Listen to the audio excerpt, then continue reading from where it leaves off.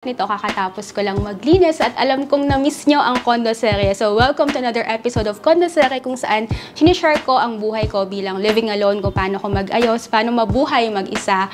At dahil dyan, importante para sa akin, alam ko para sa'yo din, ang reliable na internet connection. So, bago ako mag-start sa paglilinis, share ko lang sa'yo itong recent na na-discover ko. Ito yung Globe at Home Prepaid Wi-Fi. Kung naghahanap ka ng shareable, ibig sabihin kung hindi lang ikaw, para sa buong family, affordable.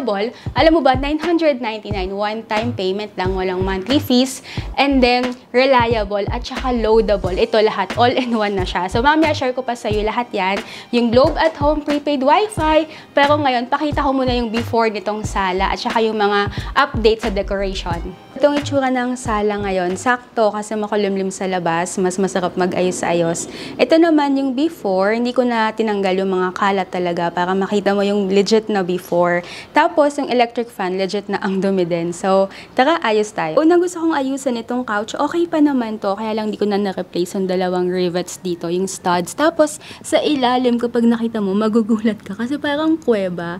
Yung mga aso ko kasi ang ginagawa nila, dyan sila nagsastay. So, kapag nagsastay sila, ginagawa, kinukutkot yung takip na tela. So, ito, gagawin ko ng DIY. Sakto, ganito yung ginagawa nila. Si Loki, kinutkot niya itong takip. Meron kasi itong black cloth, diba, na cover. Tapos, ginagawa niya parang restan ng baba niya. Ganyan yung gusto nilang gawin. Para maayos ko tong couch sa ilalim, siguro kailangang baligtarin.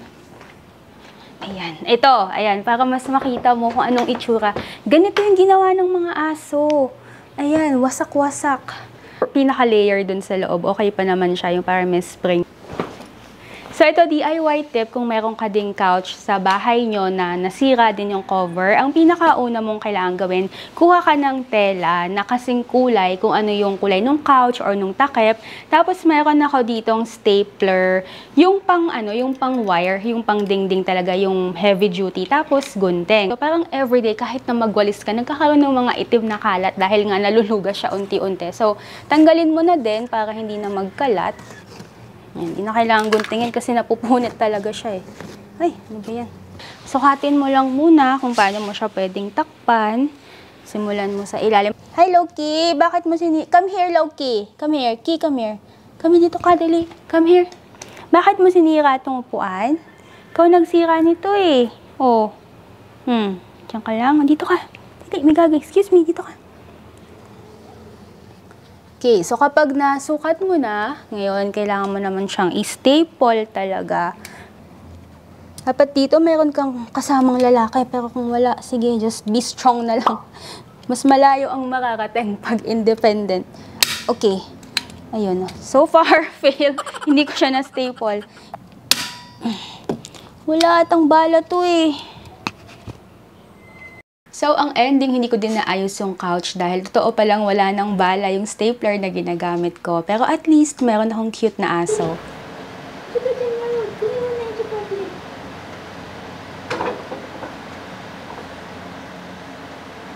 Kaya binalik ko na lang yung couch. Dito sa part na to, natakot ako kasi baka mabagsakan ko yung salamin. Pero ayan, naibalik ko naman ng maayos.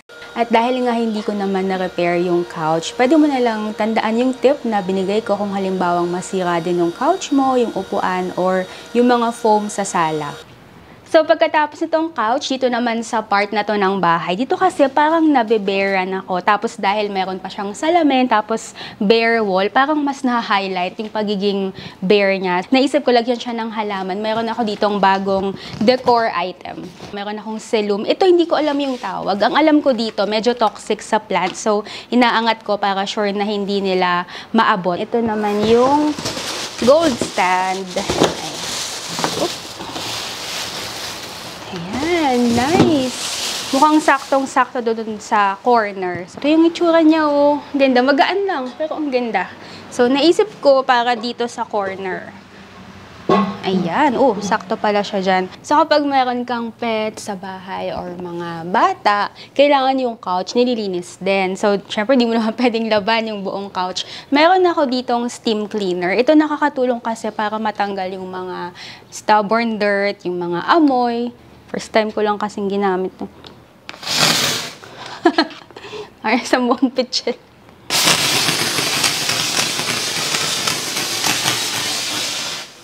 Okay.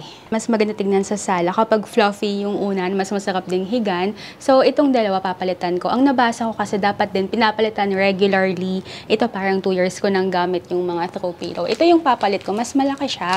150 pesos.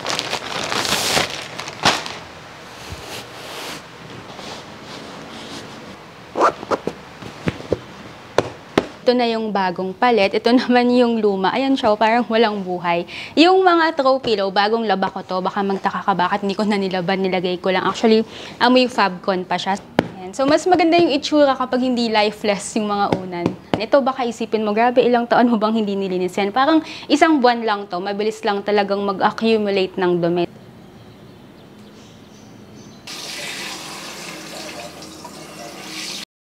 Malaki nagagawa ng kortina para makapagpaaliwalas ng kwarto, ng sala. So ito, yung dalawang pink sa gilid, parang 3 buwan ko nang hindi nalaban. Kung mapansin mo, parang dull na yung kulay. Ito namang puti na sheer, nilaban ko to last week. Pero tinamad naman akong plansyahin. So kung mapapansin mo, lukot-lukot siya. Para sa akin yung kortina, kapag hindi mo plinansya bago ihang sa bahay mo, para siyang polo. Para kang nagsuot ng polo na lukot-lukot. So, ayan yung before niya. Ayusin ko lang.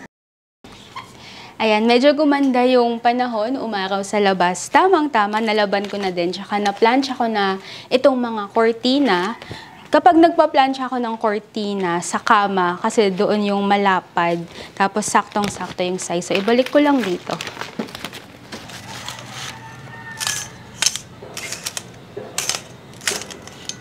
Yung pink, napansin mo, nag-light siya kasi 'di ba, yung dumi, nakaka-dark din. Dito mo makakita na maganda kapag pinaplansya yung kortina bago isabit kasi kapag hinahangin, hindi lukot-lukot. Ito naman sa bare spot sa sala, ito nga yung meron akong bagong plant na stand. Iniisip ko nung una, baka maganda kung meron siyang totoo na hanging. Nung sinubukan ko kasi itong potos na halaman, parang hindi bagay. Masyado kasing maliit yung mga potos. Papalakihin ko muna. Pag malaki na, baka pwede kong ilagay. So for now, naisip ko baka maganda siyang parang flower vase na lang. So meron ako dito mga bulaklak. Nalaban ko na din.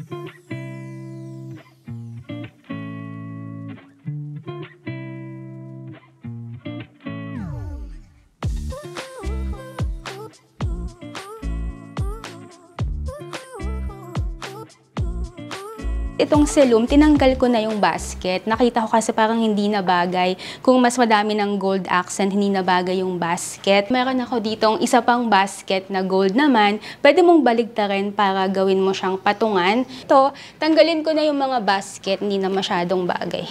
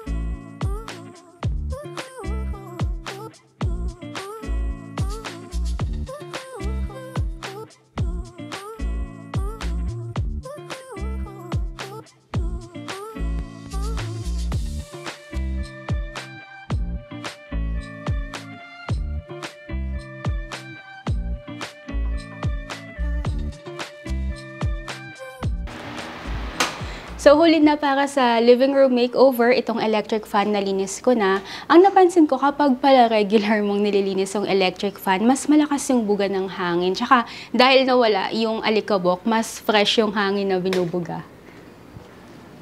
So kapag malinis na yung sala, mas maaliwalas, mas masarap na ngayong tumambay, magmerienda. Ako ang ginagawa ko habang nagmemerienda ako, nag-work ako, nag-edit.